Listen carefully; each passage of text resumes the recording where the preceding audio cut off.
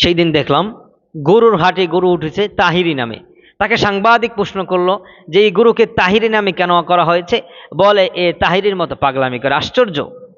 তাহিরি হুজুরের মাথায় কিন্তু পাগড়ি আছে, টুপি আছে, জুব্বা আছে, কিন্তু এগুলো থাকার পরেও মানুষ কেন তাকে নিয়ে হাডি ঠাট্টা বিদ্রোষ করে?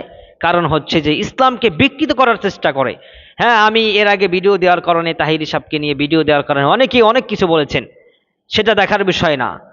আবু হানিফা রহমতুল্লাহ আলাই, যে ইমামকে আমরা অনুকরণ করি, সেই ইমামে আজম আবু হানিফা রহমতুল্লাহ আলাই বলেছেন যে তোমরা যদি আমার কোনো হাদিসের মধ্যে, আমার কোনো মতামতের মধ্যে, আমার কোনো আমলের মধ্যে তোমরা যদি কখনো আল্লাহ আর আল্লাহর রাসূলকে কুটক্য দেখা যায়, আল্লাহ এবং আল্লাহর রাসূলের অবমাননা হয়, ইসলামের অবমাননা হয়, তখন তোমরা আমি ইমামে আজম আবু হানিফাকে তোমরা ছুঁড়ে মেরে দিও, দূরে সরিয়ে দিও, এতে আমার কোনো শক্তি আপনার। প্রিয় ভাইরা আমার, যারা এই পাগলামিকে প্রমোট করেন, আপনারা তাহিরির এই পাগলামি তারা প্রমোট করেন, এই শিরকি ভণ্ডামি মাজার পুতারিকে যারা আপনারা প্রমোট করেন, তারা মনে রেখুন ইমাম আজমে আবু হানিফা রহমতুল্লাহ আলাইহির থেকে কিন্তু তাহিরি বড় হয় নাই।